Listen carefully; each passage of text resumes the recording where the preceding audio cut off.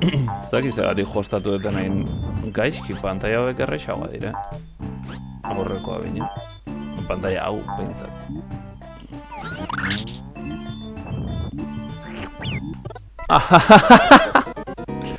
Lehena bezan banu.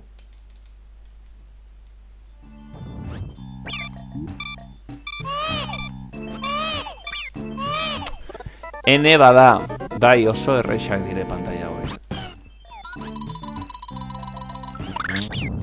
Erraxa dirudi, ez da.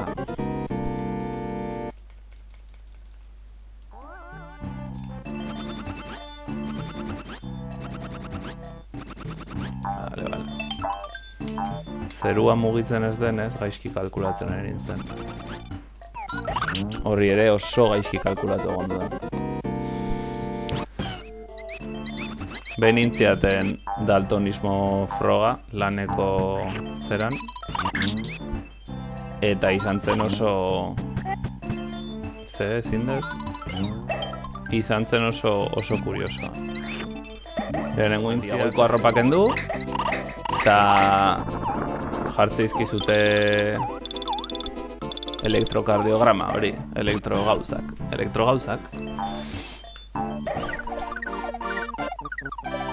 Eta jartzeizkizute pegatina horiek, eta egite dizute asunto, ateratzen da makina batean nola imprimatzen dizute ez dakiz zer. Eta oso sexy bai. Eta berriz jantzteko santzidan, begiratu zuen, eta santzidan, gaizki atera da. Berriro erantzi, berriro jarri aparato guztia, berriro atera asunto, eta santzidan, bale, orain, ondo atera da. Así que jantzi zaitez berriz. Jantzi nintzen berriz. Ixeri ginen, ikiteko froga begiana eta hautsizun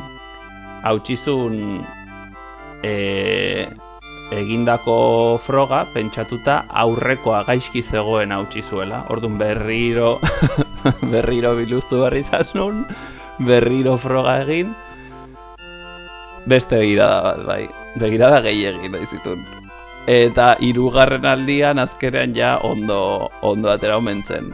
Total, iten dugula biztan froga, eta nik betaurrekoa dakazkit, orduan esan zian, bale, betaurrekoak kendu behar ditut, esan nion nik betaurrekoak kendu behar ditut, eta ez du ajola, eta nik, pues betaurrekoak iringo dut super ondo. Eta hola, jarri zidan super borroso dena zen mikroskopio bat izango balitz bezala, osea, ez beti paretan egiten dizuten hori, baizik eta hori, behiratzuzu makina batean, pantalla bat, mikroskopio bat izango balitz bezala, eta dena zegoen super borroso zorionez. Eta hala ere, pues denak, zenbak letra guztiak esan nizkion. Eta orduan, jarri zidan daltonismoaren froga bat, direla borobiltxo batzuk, ez dakit nola izena duen, frogak izena dauka, borobiltxo batzuk eta barruan dozte mantxa pilo bat, kolorez berdinetakoak, eta hor ikusi behar duzu mantxa batzuek ze zenbaki egiten duten. Nik ikusten dena super borroso, borroso jarri zidan dena. Orduan ez nuen zer ikusten. Eta hala ere, etxean saiatuta, ez naiz gai froga hori ondo egiteko.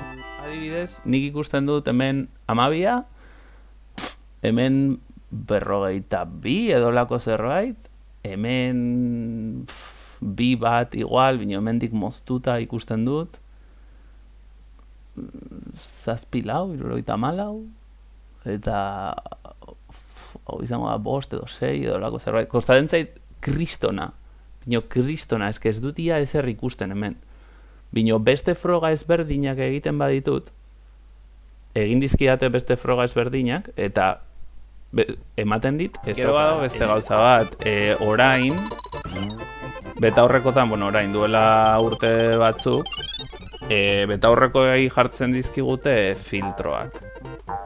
Osa dago, filtroa nola da, berriro potxo. Filtro hau dela isladen aurkakoa eta ikusten duzula betaurrekoak argitara badautela isla berde bat. Jendea Instagramen bezala ikusteko hori da. Kaixo lasto txapel, ongi etorri berriro ere, zelan. Aigera pixkat begietaz hitz egiten edo, betaurrekotaz edo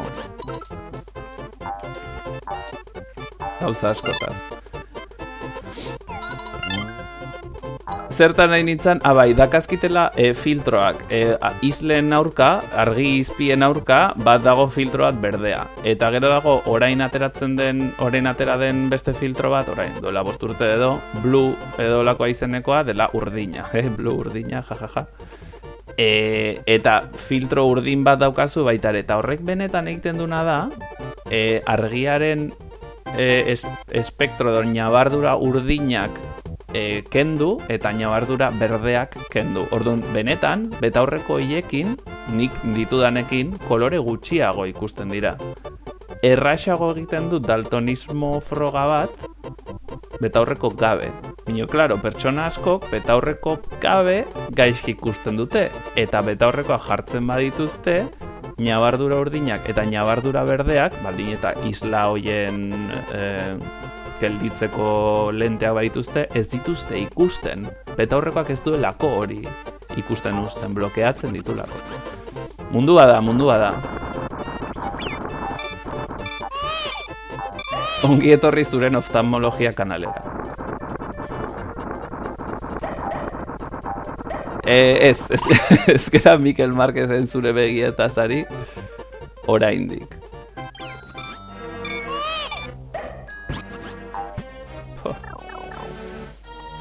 Zemuz da mazun horbait, omen daude betaurrekoak kentzen dutena daltonismoa. Ni behiratu dut betaurreko hoiena, eta azkenean egite dutena da berriro ere ñabardura ezberdina jarri, oza, dire beste koloretako filtroak, eta orduan ez dakit, urdinarekin arazoa baldin baduzu, urdinak ikusten dituzu gorri, imaginatu, pues ikusten dituzu beste tono batean. Oza, ez dituzu koloreak ikusten, baizik eta ikusten ez dituzun koloreei tono berriak ematen dizkie ikusi ditzazkezun tonoen barruan. Osea, desberdintzen duzu urdin bat eta gorri bat ikuste dituzulako zure gorriak tono ezberdinetan. Hori, segun ze kono mota dituzun, ikusi ditzazkezu hasieratikan koloreak, edo ez baldin mazera horiekin jaio, betaurreko batzu jartzagatikan, kono horiek ez dira aldatzen. Edo koloreen ñabardura guztiak ikusi ditzazkezu, edo ez. Orain, konbaliatu da duzue oftalmologia lehenengo urtea. Ez horregatik,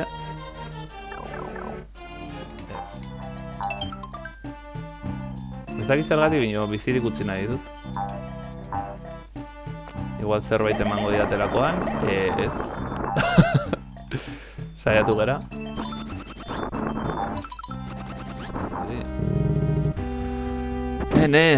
Hau alda, amaiera. Is this the end? This is the end. Zera ongi etorria, Josi, mesedez, emaidazu aurra.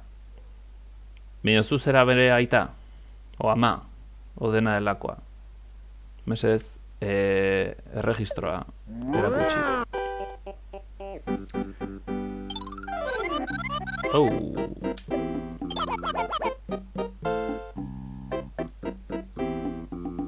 Bai.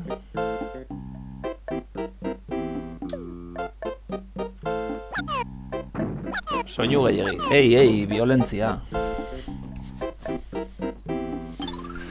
Eta hor dugu Paper Marioko lehenengo pertsonaia.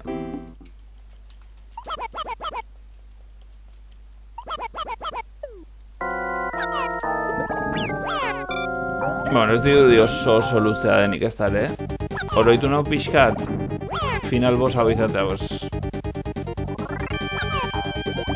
pues nik ez dara. Uste dut azkena dela, bai, logikoena da izatea.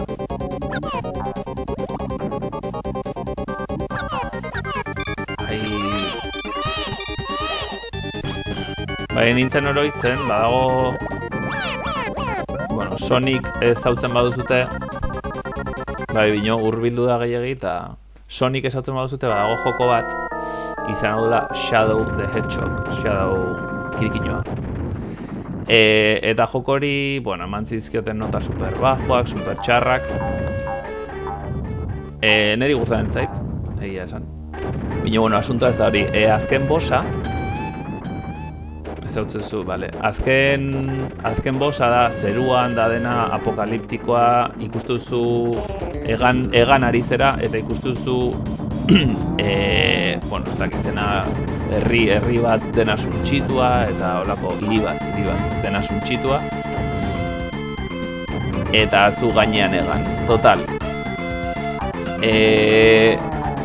Eraso bat duzu, botatzen ditula bola txiki batzuk, angelu horrekin ematea, bola txiki batzuk, eta kentzen diozu super gutxi. Dauka bizitza barra bat pantalla gainean, eta okupatzen du pantalla luzera guztia. Eta, bueno, tardatzuzu kristona. Hor geizte, eta igual saiatu dintzen lehenengoan ez nun lortu, eta bigarrenean bai, bino, igual tardatu ditun, ez dakit, ordu erdi bat edo horrela bosa pasatzen, eta esan boa. Iruditu zait kriston bosa, super luzea, bino oso epikoa. Zen aguantatu behar duzu pilo bat, eta bar. Eta gainera bigarrean pasanulako, porque izango bazen pasanula amargarrenea, pues igual nazkatuta maituko nuke. Bino bigarrenean pasata super ondo, total da esan nun, boa, ze epikoa, aber YouTubeen ze denboratan, zenba denboratan pasatzen duten jokua. Eta pasatzen zuten 5 minutotan bosa. Eta total, bola txiki hori bota beharrean mantentzen bazen un botoia, egiren zuen eraso bat, kentzen ziola barraren laurdena bosari, eta nik jakin gabe. Eta tardatu nituen 30 minuto pasatzen, bueno, pues, modu oso zail batean. Modu suboptimo batean.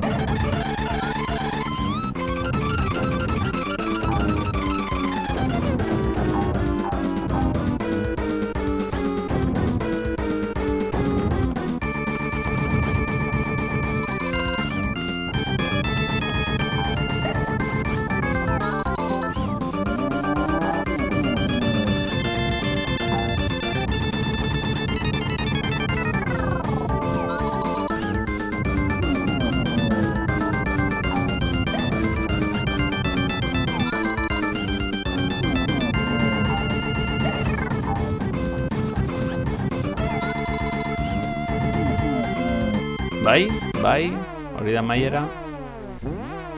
Modu zailan hiltzeko, bai. Jo, eske gainera epikoa da, zeren geroz eta gehiago tardatu, orduan eta gauza gehiago esate dizute pertsonaiek. Jokuko pertsonaiek animatzen zaituzte, oroitaratzen dizkizute atzeko jokuko gauza batzuk, loreko gauza batzuk. Eta polita da, 20 minuto tardatzen baduzu pasatzen entzutuzu dena. Orduan gelditzen da dena super epikoa. Baina tira, ez da bidezkoa, mini, zantarra, ez dakit. Ez bait itzuliko naiz kuskozu. Ze efektu polita ditun joko honek,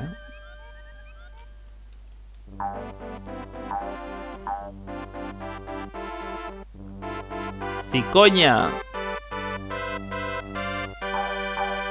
Eta Baby Luigi zondo. Zikoina ez pasadu joko guztia hemen. Buruz bera. Hemen digutxira Amazonek ekarriko ditu aurrak ere, bai, ziurrenik, bai. Hemen digutxira espero aurrak Amazonetik ekarriko dizkigutela. Eta, bueno, egongo da, Amazon azten denean aurrak egiten, AliExpressen egongo dira merkego hilabete batzutan. Eta, bueno, imaginatzen dute egongo dela botoi bat Twitchen baita ere, Prime emateko bezala, bino ja zuzenean aurra bidaltzeko streamer bateri. Rollo de jo, gustan zait pilo bat, pues tori, nere Primea emango izut aur bat, Amazonetik ekarria zuzenean.